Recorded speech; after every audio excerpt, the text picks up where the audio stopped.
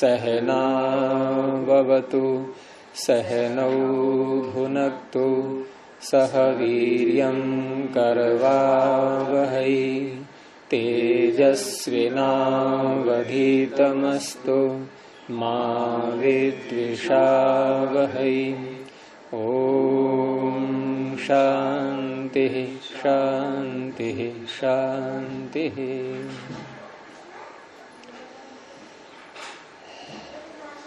न्याय दर्शन की 127वीं कक्षा आप सभी का स्वागत है। इसको बंद नहीं कर दो, केवल वहां तक छुआ दो उसको बस। छुआ नहीं उठा था मैंने।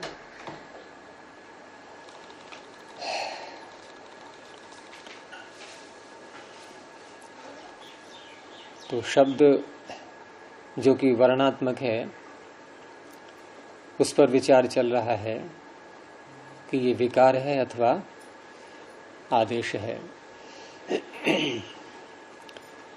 सिद्धांत पक्ष आदेश का है और व्याकरण भी इसी सिद्धांत को मान करके चलता है। उसमें विकार के रूप में जो भी आक्षेप उठाए जा रहे हैं उन सब का उत्तर दिया जा रहा है। तो हमारा ये प्रकरण 44 सूत्र तक हो गया था। इसमें पीछे का कोई प्रश्न है तो बताइए।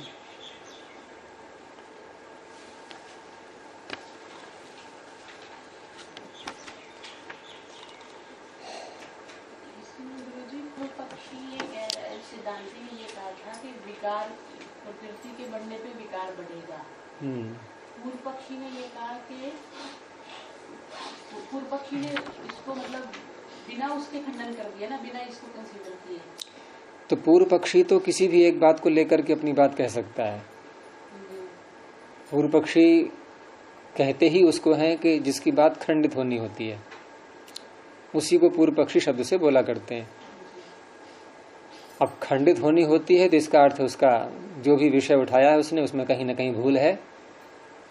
अगर कहीं भूल नहीं तो पूर्व पक्षी नहीं है, फिर वो सिद्धांति बनेगा। सिद्धांति कुर्सी बैठेगा, फिर वो पूर्व पक्षी है ही। इसीलिए वो भले ही अपने को पूर्व पक्षी न कहे उस काल में, वो तो यही कहेगा भाई मैं अपनी बात ठीक कह रहा हूं। लेकिन तो निर्णायक जो है निर्णय करेंगे। तो हम लोग जो यहाँ पर शास्त्रों में चर्चा करते समय पूर्व पक्षी और सिद्धांति ऐसे करके जो बोलते हैं वो उसी आधार पर बोलते हैं कि पूर्व पक्षी है उसका तो पक्ष खंडित होना ही है। अब खंडित होना है तो उसने वो बात नहीं सोची इसलिए ऐसा कह दिया, ये नहीं सोचा इसलिए ऐसा कह दिया, ये तो चलेगा। सारी बातें सोच के नहीं बोलेगा वो। तो इस तरह से उसने विवृद्धि वाली बात जो है कि प्रकृति के बढ़ने पर विकार बढ़ता है, ये सोच करके अपना पक्ष नहीं रखा था। लेकिन सिद्धांत के पास ये उत्तर है देने के लिए। उसने बता दिया कि जहां भी विकार होते हैं द्रव्यों में तो वहां प्रकृति यदि अधिक है मात्रा में, प्रकृति की मात्रा हम बढ़ा देते हैं तो विकार की मात्रा बढ़ेगी। वो अनुपात चाहे जैसा भी रहे। अनुपात यदि मान लो हमने कहा कि 1 और 5 का अनुपात है, तो 1 और 5 का अनुपात है तो 1 की जगह आप 2 कर दो इधर, तो उधर क्या हो जाएगा? 10 हो जाएगा। तो ये तो नियम अनिवार्य है, लगना ही है ये। लेकिन यहां हम देखते हैं कि ई में और या में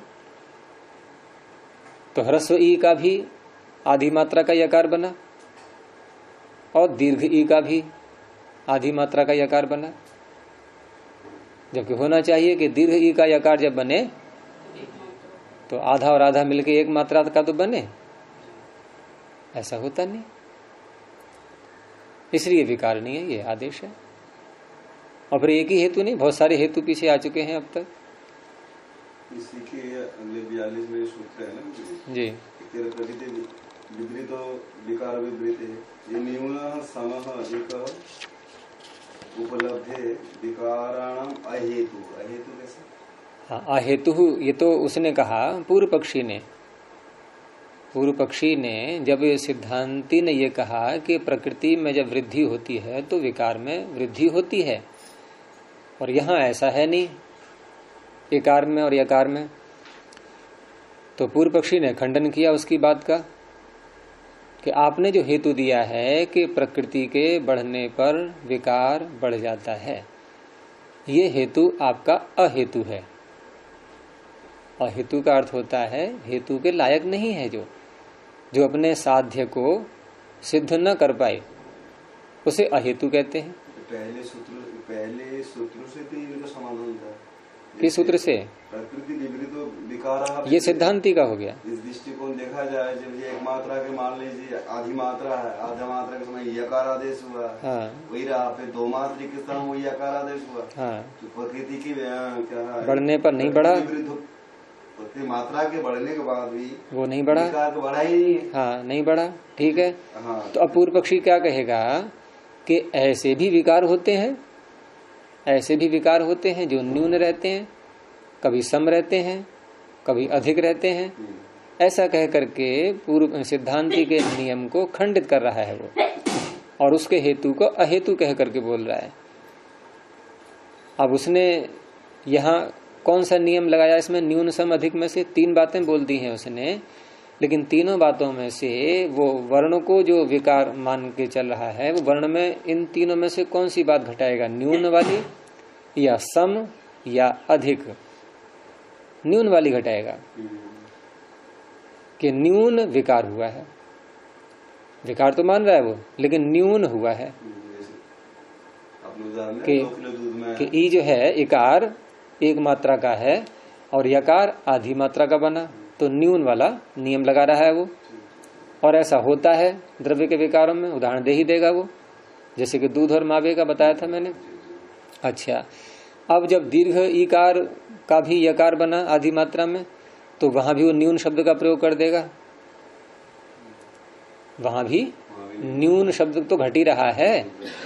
तो इस बात का खंडन आगे जाकर के जो 43वें सूत्र में सिद्धांति ने दिया कि अतुल्य प्रकृति होने पर भी, इनके अतुल्य प्रकृति जहां होती है, समान प्रकृति नहीं होती, भिन्न भिन्न प्रकृति, तो भिन्न भिन्न प्रकृति में विकारों का विकल्प होता है कि जिसको आप न्यून कह रहे हो वो वही दिखा देगा कि ठीक है कि 1 किलो दूध से 250 ग्राम मावा बना, न्यून ही है, हम भी मानते हैं न्यून है। लेकिन यदि हम 1 किलो दूध को बढ़ा दें, 2 किलो कर दें उसकी जगह, तो मावा आधा किलो बनेगा, है अभी न्यून। तो सिद्धांति कहता है कि हम न्यून वाली बात का खंडन नहीं कर रहे, लेकिन आपने न्यून हेतु दे करके हमारे हेतु का खंडन करना चाहा, वो तो नहीं हुआ। हमारी बात अब भी बनी रही, कौन सी? कि प्रकृति के बढ़ने पर विकार बढ़ता है। क्या खंडन हो गया इसका? 1 किलो दूध से 250 ग्राम मावा बना, 2 किलो से आधा किलो बना, तो क्या प्रकृति के बढ़ने पर विकार बढ़ता है? ये हेतु खंडित हो गया। और ये सूत्र सिद्ध है, पूर्व पक्षी ने उसका खंडन करने के लिए ही दिया था, तभी तो अहेतु बोला है सूत्र में कि न्यून समाधि को उपलब्धेर विकाराणाम अहेतु। और यहाँ एक चीज और भी है कि ये जो सूत्र पूर्व पक्षी ने दिया है कि न्यून सम अधिक वाला, इसको यदि आप गहराई से देखें तो 3 बातें बोल रहा है वो, कि कहीं तो न्यून होता है, कहीं सम होता है, कहीं अधिक होता है। तो ये तो तीनों विरुद्ध बातें हैं आपस में। क्या माने इसमें से हम? न्यून माने, सम माने, अधिक माने। न्यून मानते हैं तो सम और अधिक में व्यभिचार हो रहा है उसका, सम मानते हैं तो न्यून में अधिक में व्यभिचार हो रहा है, अधिक मानते हैं तो न्यून में और सम में व्यभिचार हो रहा है। तो इस तरह से हालांकि ये विषय उठाया नहीं है इन्होंने, लेकिन ये इस दृष्टि से देखेंगे हम तब भी यहाँ उसका खंडन हो रहा है, इस रूप में नहीं रह सकता ये। तो इस प्रकार से यहाँ पर जो हेतु दिया है सिद्धांति ने वो अपनी जगह स्थिर है कि प्रकृति के बढ़ने पर विकार में वृद्धि होती ही है, इसका खंडन नहीं हो पाया। यह है।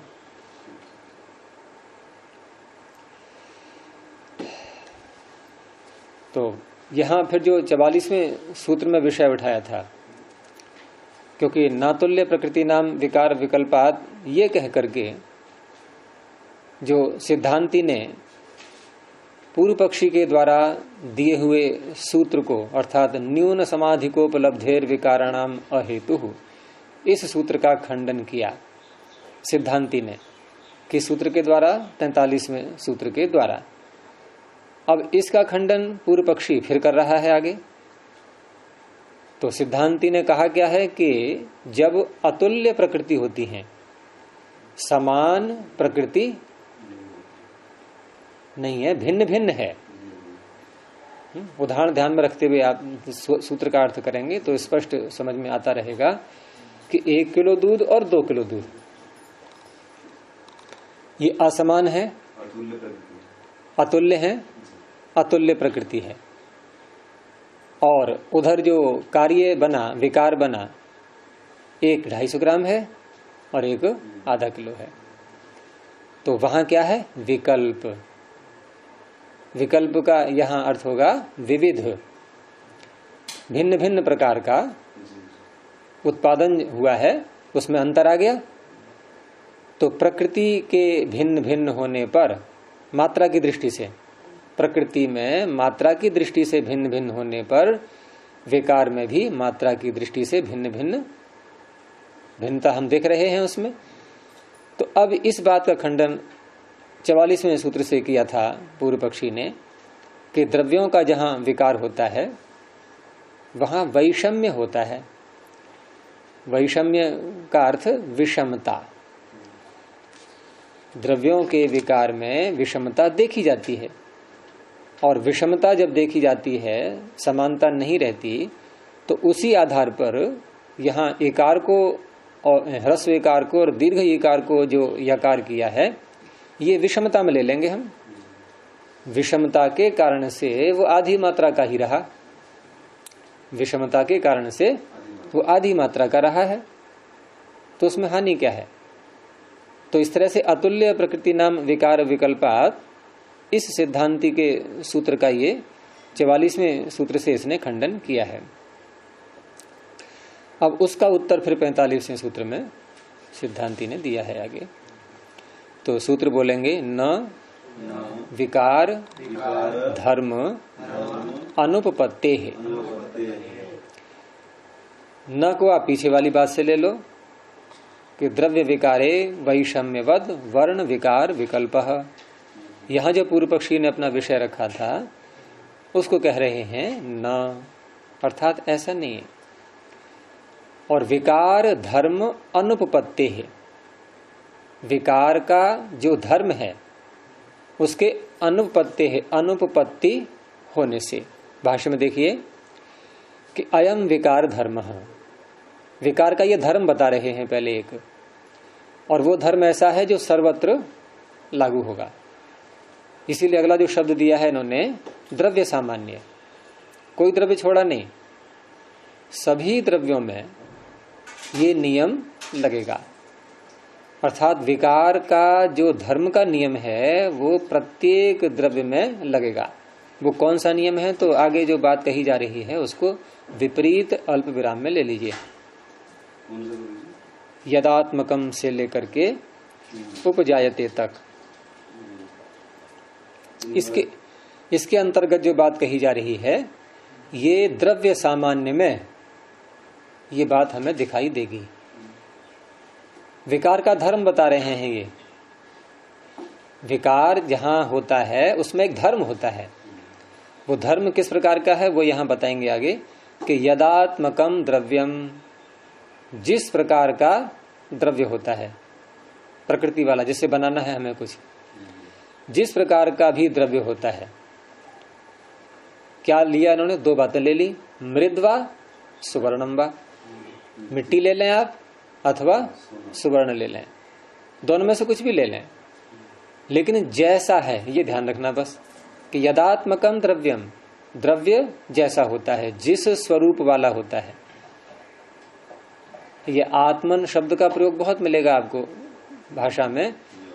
तो आत्मन का अर्थ क्या होता है? स्वरूप।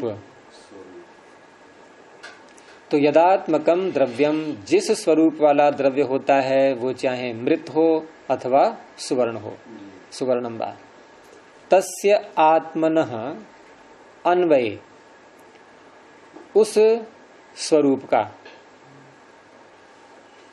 मृत या सुवर्ण, उसके स्वरूप का अन्वय होने पर, अन्वय क्या है? कार्य में जाना। कारण का जो धर्म है वो कार्य में जाएगा।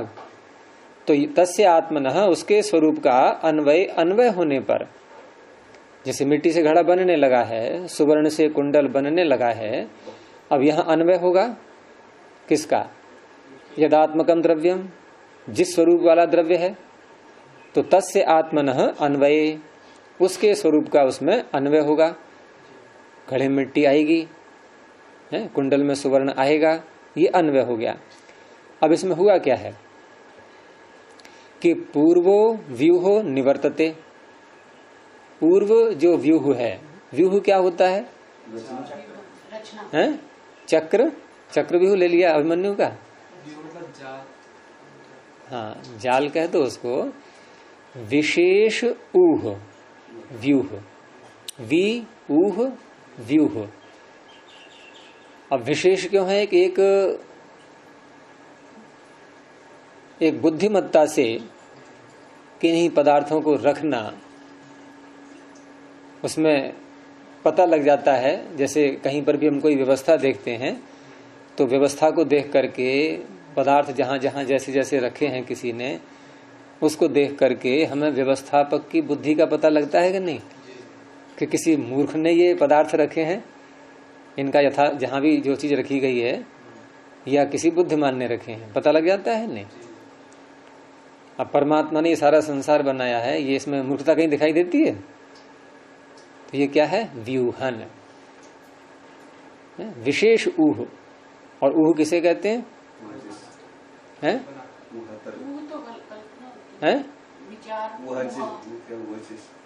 ऊह का भी अर्थ पाणिनि ने धातु पाठ में दिया, ऊह वितर्के, ऊह वितर्के। अब वितर्क में फिर वही आप अर्थ करोगे विशेष तर्क। फिर तर्क का अर्थ क्या होता है? तो यूं हम शब्दों में घूमते रहेंगे, लेकिन हम भाव के रूप में ले लें उसको, कि जहां बुद्धि का प्रयोग करके और कोई रचना की जाती है, उस रचना का नाम होता है व्यूह। विशेष प्रकार हो गया। हाँ, विशेष प्रकार से जो रचना की जाती है बुद्धि पूर्वक, तर्क पूर्वक। तर्क इसीलिए हम प्रयोग करते हैं उसका, है तार्किक बोलते हैं ना किसी व्यक्ति के लिए कि बहुत तार्किक है ये। तो तार्किक का अर्थ क्या हो गया कि बुद्धिमत्ता से बात करता है, तर्क पूर्ण बात करता है। तो पिंड में आप ले लो, मृत का जो पिंड है, उस पिंड में जो कण हैं उसके, वो एक अलग क्रम से हैं, एक के बाद एक जो भी क्रम है उसका पिंड में कणों का। अब वही घड़े में आ गया, तो उसमें जो क्रम है वो बदल गया कि नहीं? अब क्रम जो है वो बदल चुका है अब उसमें घड़े में आकर के। लेकिन घड़े में आकर के क्रम बदला है, फिर भी व्यूह है वो। व्यूह इसलिए घड़ा बन चुका है, अब एक नई चीज आ गई बन करके। कारण से कार्य रूपों में है, कारण में जो तत्व थे वो कन्वर्ट होकर के कार्य रूपों में है। हाँ, कौन? कण है। अब यहाँ कण को छोड़े आप, कण तो खैर आ ही रहे हैं। यहाँ मृत धर्म, मृत धर्मी। मृत क्या है? धर्मी। अच्छा, अब एक धर्मी को हमने स्थिर कर लिया पहले, और धर्म किस में रहता है? धर्मी में। अब धर्मी कौन है यहाँ पर? मृत। सुवर्ण में देखेंगे धर्मी कौन है? सुवर्ण।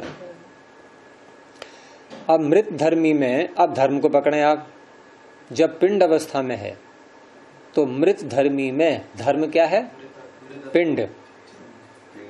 पिंड हो गया धर्म का नाम। योग दर्शन में तो बहुत विस्तार से चर्चा आई है इसकी, जहां धर्म परिणाम, लक्षण परिणाम, अवस्था परिणाम, बहुत विस्तार से जहां चर्चा होती है। तो धर्मी में धर्म परिणाम होते हैं। अब धर्मी क्या है? मृत। अब मृत धर्मी में धर्म है इस समय पिंड। अब घड़ा बन गया, तो घड़ा बनने के बाद धर्मी वही रहेगा। वो धर्मी अन्वित होकर के इधर आ गया, उसका अन्वय हो गया, अब इधर आ गया है। लेकिन धर्म बदल गया। इसमें था गोला वाला पिंड, ये घट नहीं, गोला वाला छोड़ा, पिंड ही बोलो केवल। वो ठीक है, पिंड गोल होता है। तो मृत धर्मी में पिंड धर्म था, धर्मी अब भी वही है, अब धर्म हो गया घट, और आगे जाएंगे तो कपाल धर्म हो जाएगा। मृत अब भी है, धर्मी वही आ रहा है बार बार, धर्म बदल रहा है। अब ये धर्मी पे ध्यान रखना है, तभी आगे की बातें समझ में आएंगी। और वही यहां पर कहा था कि यद आत्मकम द्रव्यम, द्रव्य जिस स्वरूप वाला है, तो मृत स्वरूप वाला है, वो सुवर्ण स्वरूप वाला है। तस्य आत्मनः अन्वये, उसके अपने स्वरूप का आगे अन्वय होना है। उस अन्वय के होने पर क्या हुआ कि पूर्वो व्यूहो निवर्तते, जो पूर्व व्यूह है उसका जो संरचना है वो हट गई। क्या हुआ कि व्यूहांतरम च उपजायते, एक दूसरा व्यूह, दूसरी रचना वो उत्पन्न हो गई। अब यहां आपने इसको बंद कर ही लिया है यहां तक विपरीत अल्पविराम से। तो ये जो एक सिद्धांत निकला कि जितने भी विकार होते हैं तो उनमें एक विकार का धर्म बता दिया द्रव्य सामान्य में, कि जिस पदार्थ से भी, जिस उपादान कारण से भी कोई वस्तु बनाई जाती है, तो वह उपादान कारण जिस स्वरूप वाला होता है उसका स्वरूप उस कार्य पदार्थ में पहुंचेगा। और अंतर किस चीज में आता है? केवल व्यूह में। ठीक है, तम विकारम आचक्षते, उसको विकार कहते हैं। ये इन्होंने एक सामान्य बात बता दी, पूरी जो सब में लागू होगी। जहां भी कारण कार्य का संबंध होता है वहां सर्वत्र ये बात लगेगी कि उसको विकार कहते हैं। अब उसको विकार कहते हैं, अब यहां घटाना है आपको, किसमें? इकार के स्थान पर जो यकार किया है, अब इसमें घटाना है इसको। तो यहां कहा कि न वर्ण सामान्य, विकारम आचक्षते के आगे अल्पविराम लगा लेना, न वर्ण सामान्य, अर्थात जो विकार धर्म बताया इन्होंने, यदि यहां पर भी विकार माने इसको, यकार को इकार का विकार माने, तो ये धर्म यहां भी लगेगा कि नहीं? जो बात अभी बताई थी विकार के विषय में कि पूर्व व्यूह हट गया, नया व्यूह आया, लेकिन धर्मी वही है, ये बात यहां भी लगेगी। अब कि ई में कोई धर्मी है मानना होगा हमें, या में भी कोई धर्मी है, जैसे मिट्टी में कोई धर्मी है, उसमें पिंड में कोई धर्मी है, और घड़े में कोई धर्मी है। कौन? मृत, ये धर्मी हो गया। ऐसे यहां पर भी घटाओ कि ई में भी वही धर्मी हो और या में भी वही धर्मी हो। कौन सा है?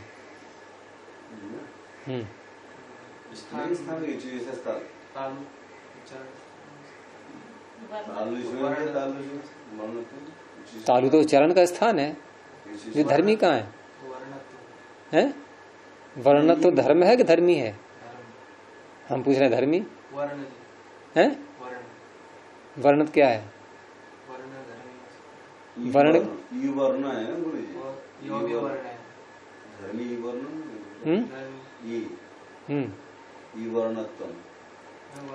ऐसा धर्मी यहाँ है ही नहीं, मिलेगा ही नहीं, वही दिखा रहे हैं यहाँ पर।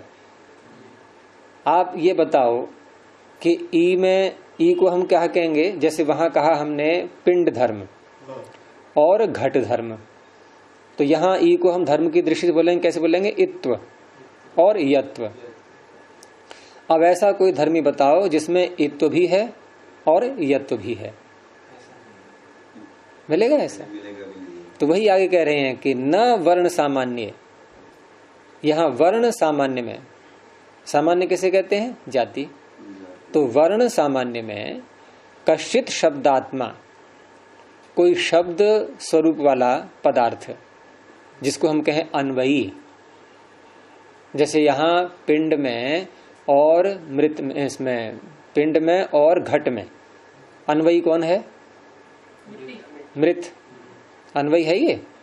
अब यहां अन्वयी नहीं मिलेगा, यहां अन्वयी नहीं मिलेगा कि कश्चित शब्दात्मा अन्वयी, ये न जो आया ना पीछे, कि न को बाद में बोलेंगे भी, कि वर्ण सामान्य, वर्ण सामान्य में कश्चित शब्दात्मा अन्वयी न, कोई यहाँ पर शब्दात्मा शब्द स्वरूप वाला कोई अन्वयी नहीं है, जो कि आगे आ रहा है ना, यह जो कि इत्व को छोड़ रहा हो, इत्वम जहाति यत्वम च आपद्यते।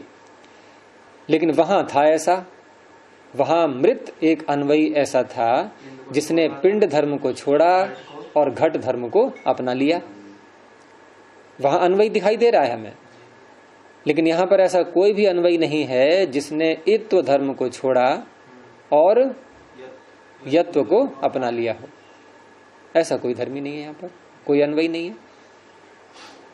तो विकार में जो नियम लगता है वो नियम यहां तो लगा नहीं। न वर्ण सामान्य कश्चित शब्दात्मा अन्वयी या इत्वम जहाति यत्वम च आपद्यते, ऐसा यहां नहीं हो रहा है। तो पीछे जो कहा था इसने कि द्रव्य विकारे वैषम्यवद वर्ण विकार विकल्प, विषमता होती है, बात अलग रही, लेकिन विकार का जो नियम है, जो नियम इन्होंने बता दिया कि एक सामान्य नियम है विकार का, सभी में लागू होगा, तो वो नियम यहाँ पर वर्ण में नहीं दिखाई दे रहा है, यहाँ नहीं लगता। यहाँ कोई भी धर्मी नहीं मिलेगा, क्योंकि इत्व क्या है? धर्म, और यत्व क्या है? ये भी धर्म। तो इत्व धर्म किस में रहता है? ई में रहता है। ई कौन है? धर्मी। यत्व क्या है? धर्म। यत्व धर्म किस में रहेगा? या में रहेगा। यहां यह हो गया धर्मी। अब एक है ई धर्मी और एक है यह धर्मी, ठीक है, धर्मी पृथक पृथक है ये। अब इत्व ई जो है यकार के रूप में बदल गया। अब यहां ई यदि य के रूप में बदला है, विकार के रूप में बदला है, तो ऐसा कोई धर्मी बताओ जो इत्व को भी संभाल रहा हो, इत्व भी जिसमें हो और यत्व भी जिसमें हो।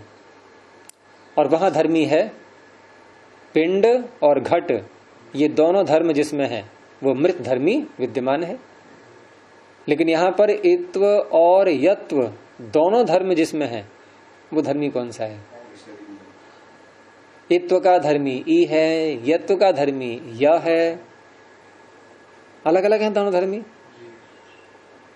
ऐसा धर्मी यहां पर नहीं है। तो तत्र यथा, आगे यत्वम चापद्यते, तत्र आगे बता रहे हैं कि तत्र यथा सती द्रव्य भावे विकार वैषम्य, और द्रव्यों में भी ले लें, क्योंकि पूर्व पक्षी ने जो हेतु रखा था पीछे, वहां यदि उसके विरुद्ध में बोले तो द्रव्यों में भी यदि ले लें, तत्र यथा सती द्रव्य भावे, जिनमें द्रव्यत्व विद्यमान है, द्रव्य होते हुए विकार वैषम्य और विकार की विषमता देखेंगे तो वहां भी दिखाई दे जाएगी। जैसे अनडुह का प्रयोग करना था गाड़ी में, अब अनडुह नहीं मिला तो उसकी जगह पर अश्व का प्रयोग कर दिया। अब विषमता तो है यहाँ पर, आवश्यक नहीं है कि जितनी शक्ति अनडुह में थी उतनी ही शक्ति अश्व में हो, कम भी हो सकती है, अधिक भी हो सकती है। ये क्या है? विषमता। अंतर आ जाएगा नहीं। तो अनडुह के स्थान पर अश्व जो है, क्या इसको पूर्व पक्षी विकार मानेगा? पूर्व पक्षी इसको विकार मानेगा? अनडुह का विकार है क्या अश्व? नहीं मानेगा। लेकिन विषमता तो यहां भी है, तो विषमता को हेतु मान करके और विकार कहने लगे तो यहां तो नहीं विकार कह रहा है वो, तो ये इसके विरुद्ध जा रहा है, उदाहरण नहीं जा रहा है। तो तत्र यथा सती द्रव्य भावे विकार वैषम्ये न अनडुह अश्व विकार। अनडुह में षष्ठी का एक वचन है ये कि अनडुह का अश्व विकार नहीं है। विकार वैषम्य, यानी कि विकार वैषम्य होने पर भी, विषमता होने पर भी पूर्व पक्षी इसको विकार नहीं मानता। क्यों नहीं मानता है? कि विकार धर्म अनुपपत्ते है, जो सूत्र में इन्होंने हेतु दिया है वो हेतु यहां लग रहा है पूरा। ये विकार क्यों नहीं मान रहा है पूर्व पक्षी अश्व को, विकार क्यों नहीं मान रहा है अनडुह का? क्योंकि यहाँ विकार धर्म की सिद्धि नहीं हो रही है। और विकार का धर्म क्या है? कि किसी धर्मी में एक धर्म का हटना, दूसरे धर्म का आ जाना। अब यहाँ कौन सा धर्मी है कि जो कि जिसमें अनडुह धर्म भी था और अश्व धर्म भी था, और वहां अनडुह धर्म हट गया और अश्व धर्म आ गया? ऐसा कोई धर्मी है ही नहीं। तो जिस कारण से हम इसको विकार नहीं मान रहे, उसी कारण से ई भी यकार बनने के बाद विकार नहीं कहलाएगा। अंत में निष्कर्ष निकाला कि एवं इसी प्रकार से इवर्णस्य न यकारो विकारः, इकार के स्थान पर जो यकार किया गया है, इवर्ण के स्थान पर जो यकार किया गया है, ये विकार नहीं है। अल्प विराम। क्यों नहीं है? विकार धर्म अनुपपत्ति है, विकार के धर्म की सिद्धि न होने से। और विकार का धर्म क्या होता है पीछे बता दिया गया है। हो गया स्पष्ट?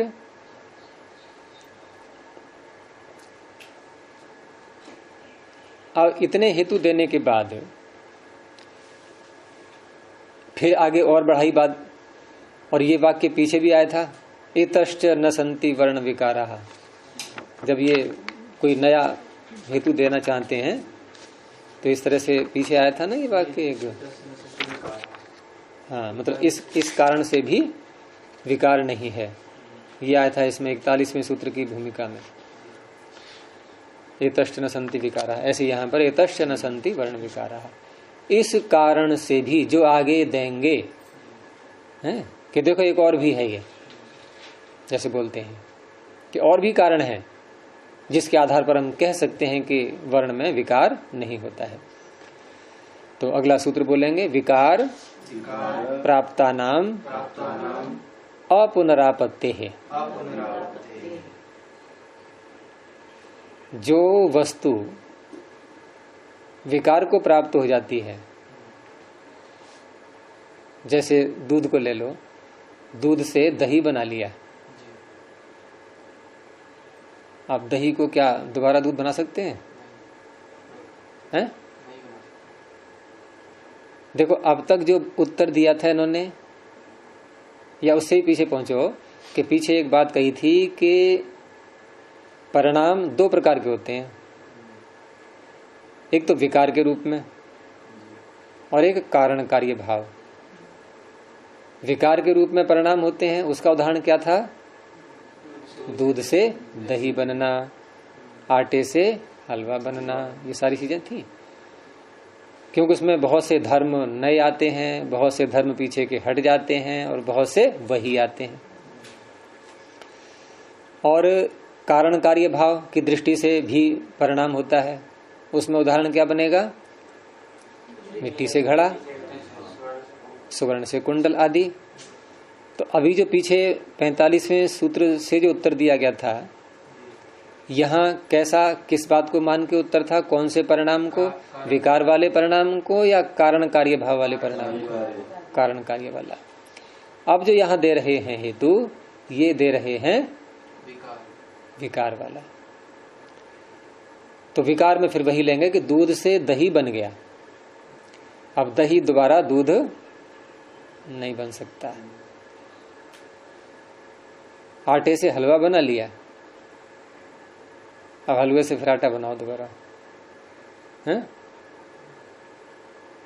गन्ने के रस से चीनी बना ली, अब चीनी से फिर गन्ने का रस बनाओ, बन जाएगा? अच्छा, तो ये नियम लग रहा है या नहीं विकारों में? विकारों में कार्य रूप से कारण रूप में नहीं आ सकता। कार्य रूप से कर दिए, हाँ, फिर आपने वापस कारण रूप में ला, नहीं आ रहा है, नहीं आ रहा है। तो विकारों में ऐसा होता है। हमें विकार का पता लग गया ना कि विकार में ऐसा होता है कि दोबारा अपुनरापत्ति है, पुनः आपत्ति नहीं होती। आपत्ति का मतलब प्राप्ति। विकार को जो प्राप्त हो रहे हैं, विकार प्राप्तानाम, विकार को प्राप्त हुए जो भी पदार्थ बने, उनका अपुनरापत्ति है, पुनः प्राप्ति नहीं होगी। किस रूप में? कारण रूप में। अब यदि यहां पर यकार ई का विकार है पूर्व पक्षी की दृष्टि से, हैं?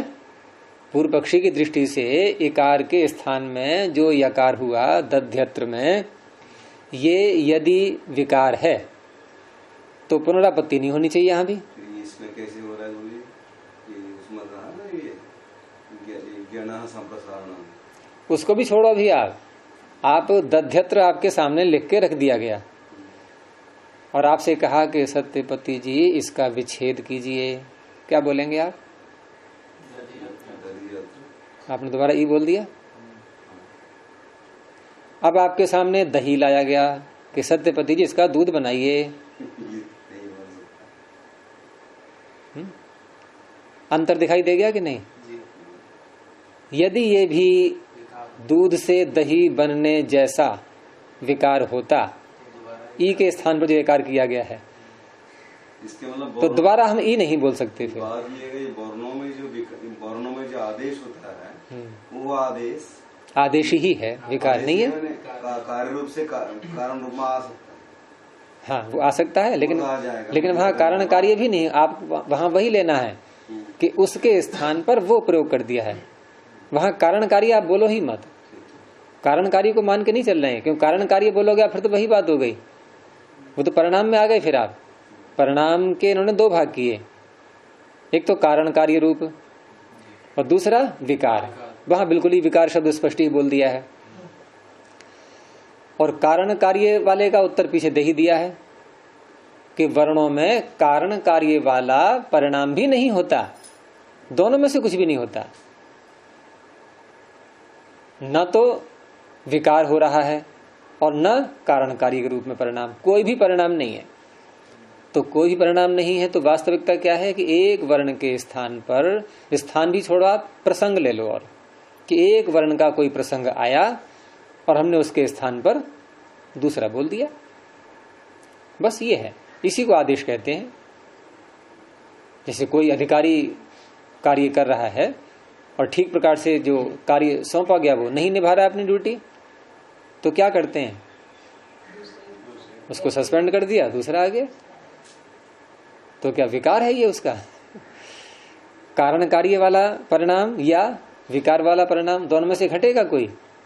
कुछ भी नहीं। एक के स्थान पर दूसरा आ गया। ऐसे यहां पर है। तो दध्यत्र बनाने के बाद भी अब जब हमने विच्छेद किया तो यहां हमने यकार के प्रयोग के स्थान में इकार का प्रयोग कर दिया। इसको यूं नहीं कहेंगे कि ये कारण रूप में फिर आ गया है, ऐसे नहीं आया है, स्थान में प्रयोग कर दिया है। तो विकार को जो वस्तुएं प्राप्त हो जाती हैं वो पुनः अपने कारण रूप में नहीं आ पाती। भाष्य देखिए इसका कि अनुपपन्ना पुनरापत्ति है। पुनः आपत्ति कैसी है? अनुपपन्न, असिद्ध है, सिद्ध नहीं होती, अर्थात विकार दोबारा अपनी मूल प्रकृति के रूप में नहीं आ पाएगा। हम नहीं कर सकते उसको। ये सारा संसार विकार है कि नहीं है? किसका? मूल प्रकृति जो है उसका विकार है। इसकी पुनरापत्ति होती है कि नहीं? अरे काल कोई सा हो, बात वो नहीं हो रही है। आप काल को यहाँ हेतु मतलब बीच में होती है कि बात करोगे, होती है कि नहीं? लेकिन ये क्या कह रहे हैं? विकार प्राप्ता नाम अपुनरापत्ति है। क्यों ऐसा हो रहा है फिर? ये लोक में नहीं होता है, लोक में नहीं होता, भगवान के। तो आप दो भाग कर लो उसके कि एक ऐसे विकार हैं जिनमें मनुष्य का हस्तक्षेप है, एक ऐसे विकार हैं जिनमें परमात्मा का हस्तक्षेप है, मनुष्य का लेश मात्र भी नहीं है। जैसे शिशु से वृद्ध बन गया, वृद्ध से वापस शिशु नहीं बन सकता, वैसा शरीर वापस नहीं आ सकता। मतलब शरीर जो जर्जर होता रहता है, पेड़ से वो वृद्ध हो गया तो फिर वो खत्म होगी, फिर से नया बनेगा, वो परमात्मा। तो उल्टा मीटर नहीं चलता, मीटर पीछे को नहीं घूम पाता है ना। काल आगे बढ़ रहा है, काल पीछे को नहीं मुड़ता। इसीलिए काल के जो हैं, काल को कैसा बताया गया है कि आगे बाल तो होते हैं लेकिन पीछे उसके बाल, आगे से तो आप काल को पकड़ सकते हो, पकड़ने का मतलब प्रयोग में लाना उसको, और निकल गया यदि काल तो आप पीछे से पकड़ना चाहो तो एक चित्रकार ने बनाया था ऐसा चित्र कि आगे तो बाल रख दिए, उसके पीछे होते नहीं। वैसे तो फैशन के रूप में हम कैसे भी ले लो, फैशन तो क्या है भाई, जो कुछ भी अटपटा दिख जाए वही फैशन बन जाती है। आपने वस्त्र देखे होंगे आजकल, फटे फटे वस्त्र पहनते हैं लोग, तो लगता है जैसे कहीं जो है ये फट गए, कहीं हिलक गए, क्या हुआ, तो कि नहीं फैशन है ये। तो जहां भी कुछ अटपटा दिखाई दे जाए वो फैशन है। और उसको कॉन्फिडेंटली वो पहन ले, जो सामने वाला है भरोसे से पहनेगा, बोले तो डिजाइन है। आजकल देखा होगा आपने, यहाँ बीच में बाल रखने का चल पड़ा है अभी। बीच में बाल रखने का, कटने का भी होता है। अफ्रीका में देखो आप तरह तरह की क्या क्या धारियां बनाते रहते हैं। तो यहाँ देखा मैंने कई बच्चों को, बीच में यहाँ से लेकर के यहाँ तक ये बाल हैं और ये साइड के काट दिए सारे, बन गई फैशन। जो कुछ भी नया हो जाएगा फैशन। तो चित्रकार ने चित्र बना दिया कि आगे तो है बाल, अब पीछे है ही नहीं, तो कैसा मनुष्य तो नहीं है। तो उसने वहां व्याख्या की है नीचे कि इस समय का चित्र है। तो उल्टी घड़ी जो है वो नहीं चलती है, आप जबरदस्ती घुमा दो ठीक है, लेकिन समय जो है वो पृथ्वी जहां घूम गई है वो वापस नहीं आएगी पीछे को। तो कहने का तात्पर्य विकार अब हमें दो प्रकार के दिखाई दे रहे हैं भाई। एक तो मूल प्रकृति से सारा संसार बनाइए, इसको विकृति बोलते हैं। नहीं, विसृष्टि या विकृति ये शब्द आते हैं। नासदीय सूक्त का जो अंतिम मंत्र है वहां भी ये शब्द आया हुआ है, इयम विसृष्टिर, आगे यत आबभूव यदि वा दधे यदि वा न यो अस्याध्यक्षः परमे व्योमन सो अंग वेद यदि वा न वेद। तो एक तो परमात्मा के द्वारा रचना और एक मनुष्य के द्वारा रचना। यद्यपि केवल मनुष्य के द्वारा रचना तो नहीं होती है कोई भी, वहां भी परमात्मा का सहयोग चलता है। तो हम रचना को अब दो भागों में कैसे बांटेंगे कि एक रचना ऐसी जहां मनुष्य का हस्तक्षेप बिल्कुल नहीं है, जैसे कि संसार की रचना। एक रचना ऐसी, अगला वाक्य पूरा करो, जहां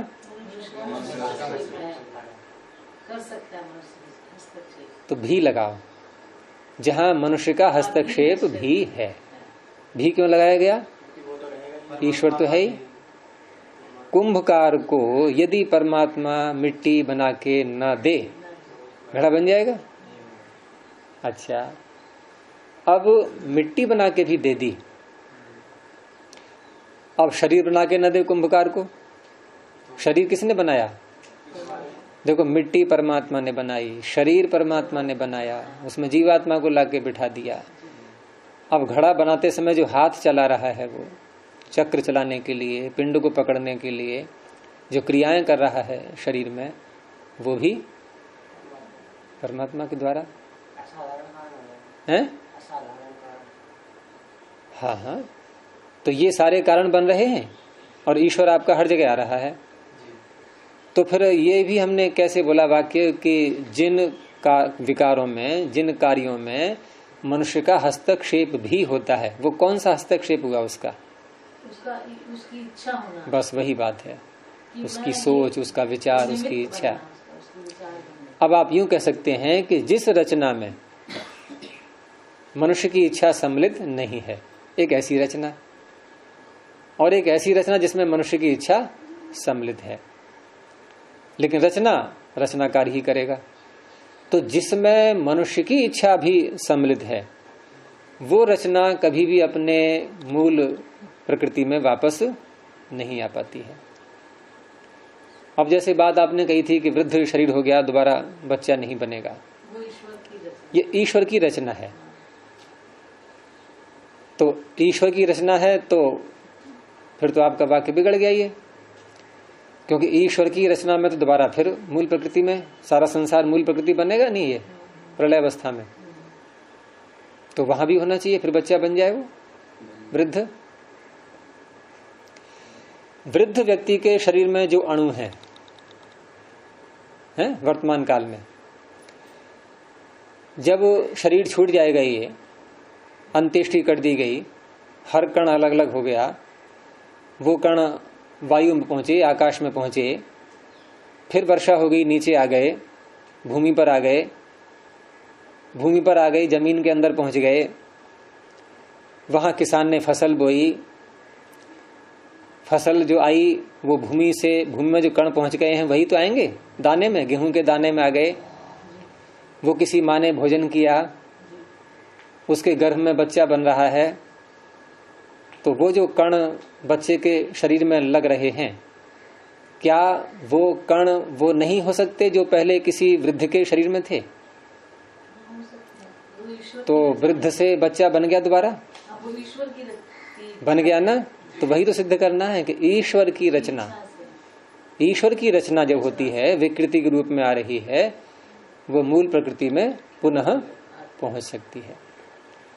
लेकिन मनुष्य की इच्छा कोई करने लगे ऐसा, क्योंकि मनुष्य की इच्छा ही चल रही है सब जगह, चाहे घड़ा बन रहा है या कुंडल बन रहा है, इच्छा ही तो काम कर रही है, क्रियाएं तो ईश्वर कर ही रहा है सारी। तो मनुष्य की इच्छा जहां सम्मिलित हो जाती है, वहां पर इच्छा करे कोई वृद्ध मनुष्य कि मैं बच्चा बन जाऊं, वो नहीं करेगा परमात्मा। अपनी इच्छा से अब दूध से दही बन गया है, हमने क्या किया है? आप बताइए क्या किया है हमने? केवल दूध में एक चम्मच से दही ही तो डाल दिया है, बाकी सारा कार्य परिवर्तन कौन कर रहा है? ईश्वर कर रहा है। लेकिन हमारी इच्छा का हस्तक्षेप उसमें हो चुका है कि नहीं?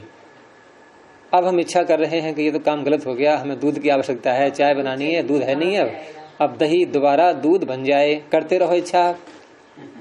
लेकिन फिर वो ईश्वर की इच्छा से ही वापस वो ईश्वर की इच्छा केवल, अब मनुष्य की इच्छा नहीं होगी। तो इसलिए ये संसार विकृति होने पर भी ये मूल प्रकृति पुनः हो सकती है। थोड़े समय के लिए माने ईश्वर ने दही बना दिया, हाँ, वो थोड़ी देर के बाद फिर वो चाहे दूध बन जाएगा। वही तो कह रहा हूँ बहुत देर से मैं, और क्या बात हो रही है? आपने उसी को दोहराया, अभी वही बात तो चल रही है। मनुष्य का हस्तक्षेप हो गया। हाँ, मनुष्य का हस्तक्षेप हो गया। तो ये शास्त्र मनुष्य की रचना में ही बताए जा रहे हैं सारे। यहाँ जो उदाहरण आए हैं उसमें ईश्वरीय रचना का उदाहरण नहीं मिलेगा आपको कोई। कुंडल बनाना, दही बनाना, घड़ा बनाना, ये सब मनुष्य का हस्तक्षेप है नहीं है इसमें, वही उदाहरण है ये। तो इनमें ये नियम लगेगा, ये सूत्र। यहाँ भी फिर वो विकार जहाँ है वहाँ मनुष्य चाहेगा तो वो नहीं बनेगा, लेकिन कारण कार्य आपने बताया, तो वो तो वापस कुंडल से फिर नहीं। तो ये उदाहरण उसका नहीं है। परिणाम दो प्रकार के, दो प्रकार के बताए। कारण कार्य वाला जो परिणाम है वो पीछे उसका खंडन हो चुका है कि वो भी वर्णों में नहीं लगता, क्योंकि वहां प्रकृति विवृद्धि से विकार विवृद्धि होती है। वहां भी बहुत सी बातें बता दी गई हैं पीछे। और जो परिणाम वाला विकार वाला उदाहरण है वो इसका उत्तर दे रहे हैं, ये कि विकार को प्राप्त हुई वस्तु पुनः अपने पूर्व रूप में नहीं आ पाती है। लेकिन यहां हम देख रहे हैं कि आप चाहे दध्यत्र बोलें या दधि अत्र बोलें, कोई अंतर नहीं है इसमें। हमारी इच्छा है हम कुछ ही बोलें। अब यदि ये विकार होता ई का य, तो आप दोबारा फिर दधि में ई नहीं बोल सकते थे।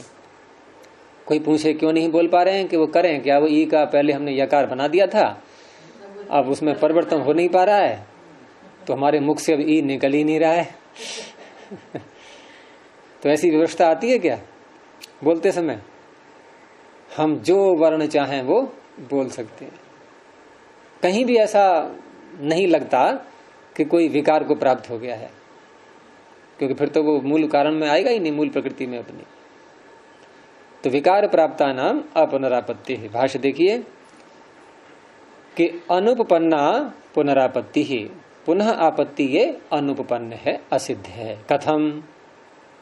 पूर्व पक्षी पूछता है क्यों आपने ऐसे कह दिया, कैसे है ये अनुपपन्न? उत्तर दिया पुनरापत्ति है अननुमानात। अनुमान कहते हैं प्रमाण के लिए, हेतु को भी कह देते हैं सीधा अनुमान। तो अनुमान के न होने से, अननुमानात अर्थात प्रमाण के न होने से, इसमें कोई भी प्रमाण आपको नहीं मिलेगा। यदि होता ऐसा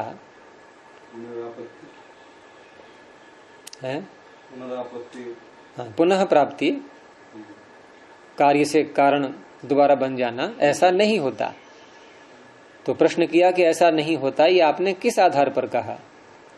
तो उत्तर दिया कि पुनरापत्ति में कोई भी प्रमाण उपलब्ध नहीं है। पुनरापत्ति है अननुमानात। कोई है प्रमाण?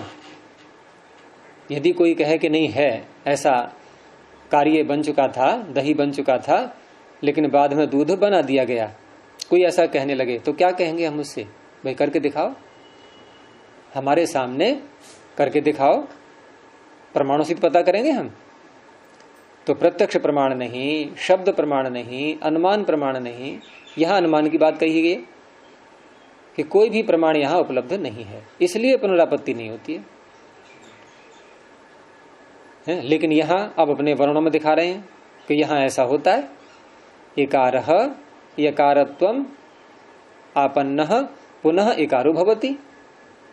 जो इकार यकारत्व को प्राप्त हो चुका है वो पुनः इकार हो जाता है।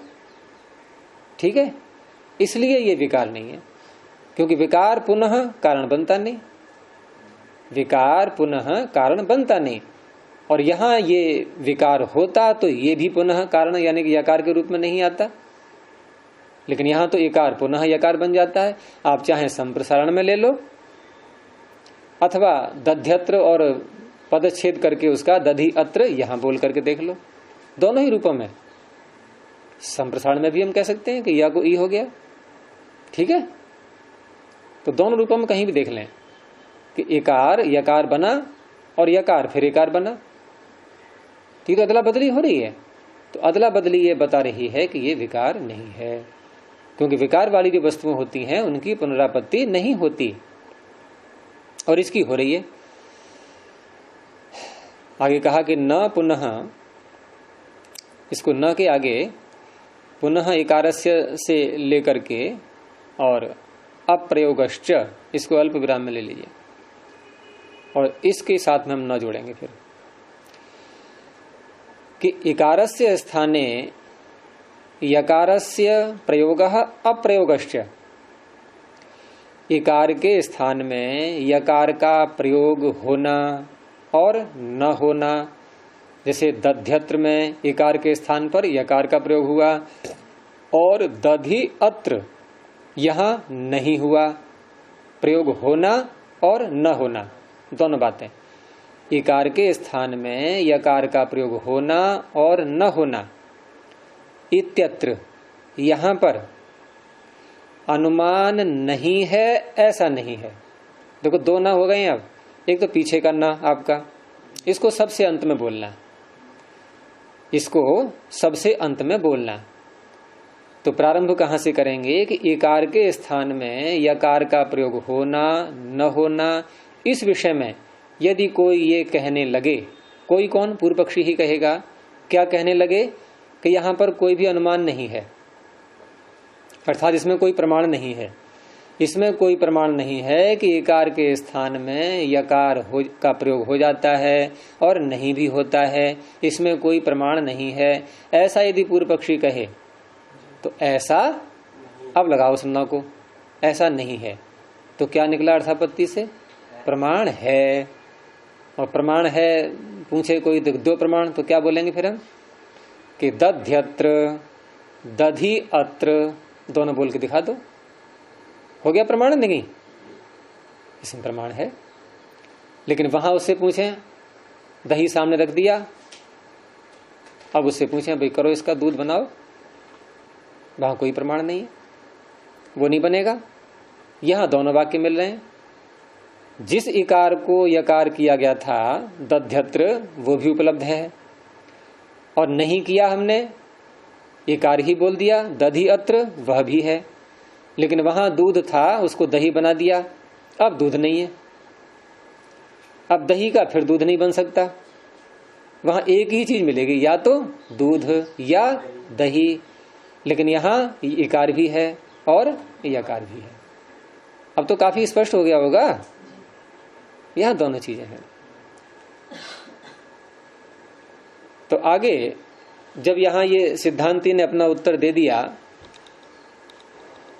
कि विकार को प्राप्त हुई वस्तुओं का पुनः कारण रूप में आना संभव नहीं होता है, तो अगले सूत्र की भूमिका, अगला सूत्र पूर्व पक्षी का आ रहा है, वो खंडन करेगा इसका। उसकी भूमिका में कहा कि अननुमानात इति, आपने ये जो कहा अननुमानात, अनुमान नहीं है इसमें कोई भी। किसमें, कहाँ कहा था अननुमानात? कहाँ पे वाक्य पर पंक्ति बोले वो? संख्या कौन सी पंक्ति की? मैंने क्या पूछा था अभी? अननुमानात, ये कहाँ कहा है? हाँ, आपने पकड़ लिया, तीसरी पंक्ति, कथम के आगे पुनरापत्ते है अननुमानात, पुनरापत्ति में प्रमाण उपलब्ध न होने से। तो पूर्व पक्षी कह रहा है कि अननुमानात इति न, ये जो आपने कहा कि अननुमान अर्थात अनुमान नहीं है, ऐसा नहीं है। ऐसा नहीं है कह करके क्या करेगा वो? प्रमाण देगा, वो प्रमाण देगा। और प्रमाण में क्या दिखाना चाहेगा? कि विकार पुनः कारण में आ गया, यही देगा उदाहरण। अच्छा, ये उदाहरण यदि आपसे पूछें तो क्या दोगे बताओ? आप ऐसा उदाहरण लाओ कि विकार पुनः कारण रूप में आ गया, तो आपको सुवर्ण और घड़ा यही दिखाई देंगे, कुंडल और घड़ा।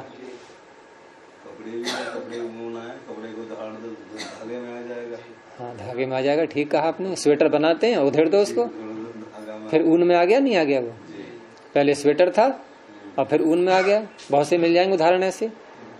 लेकिन पीछे जो कहा था कि परिणाम दो प्रकार के होते हैं, एक विकार और एक कारण कार्य, ठीक है। तो अभी जो विकार प्राप्ता नाम अपनरापत्ते है सूत्र जो सिद्धांति ने दिया है, ये किस पक्ष को मान के दिया था? विकार वाले पक्ष को। और रही बात कारण कार्य वाली, उसका तो खंडन पीछे कर दिया गया है। लेकिन पूर्व पक्षी को तो अपना बात खंडित करनी है, वो पीछे की बात को उठा के दोबारा ले आके देखो है तो ये अनुमान। तो यही सूत्र आ गया रहा, एकदम ही अनुमानम, वो तुरंत एकदम का है तो अनुमान, ये प्रमाण है तो यहाँ पर कि हमने कुंडल बनाया, देखो यहाँ गला करके फिर सोना बना दिया उसका पिंड। कहाँ देर लगी? सुवर्णकार को लगती है देर क्या? हमें थोड़ा मलाल लगेगा कि अरे ये कुंडल है, बिगड़ जाएगी आकृति, ऐसा मत करो। उनका तो काम ही यही है, जब बेचने जाते हैं वहां पर वो सब गला देते हैं और फिर पिंड बना दिया। तो यह है तो प्रमाण ये। तो सूत्र बोलेंगे आगे, वही सूत्र आ रहा है कि सुवर्णादि नाम पुनरापत्ते है अहेतु। तो अहेतु किसके लिए कहा गया ये कि हेतु नहीं है? कौन सा? अननुमानात। सीधे बोलो ना उसी को कि जो ऊपर दिया गया। ऐसे क्या होता है? बात को ऐसे बोलते हैं ना कभी कभी हिलगा करके कि इधर भी बैठ जाए उधर भी बैठ जाए, कहीं फिट हो जाए। बिल्कुल उसी बिंदु पर बोलना है वही शब्द कि ये जो आपने कहा अनुमानात, ये आपका अहेतु है। यानी कि हेतु धर्म से युक्त नहीं है, हेतु होता है साध्य को सिद्ध करने वाला। तो वो क्षमता इसमें नहीं है। क्यों नहीं है? कि सुवर्ण आदि नाम पुनरापत्ति है। सुवर्ण आदि, आदि से आप घड़े इत्यादि और चीजें ले लें। अभी एक चीज और जोड़ दी थी क्या? स्वेटर वाली, वो जोड़ दो। बहुत सी मिल जाएंगे ऐसे पदार्थ कि यहाँ तो पुनरापत्ति हो रही है, वो फिर मूल अपने स्वरूप में आ गए। तो अब भाष्य देखिए कि सुवर्णम कुंडलत्वम हित्वा, सुवर्ण ने अपने कुंडलत्व को छोड़ दिया। पहले क्या था? वो कुंडल। पहले पिंड था, वो छोड़ो। अभी हम तो कार्य को ले रहे हैं। अभी सुवर्ण का कार्य क्या है? कुंडल। अब कुंडलत्व को उसने छोड़ दिया।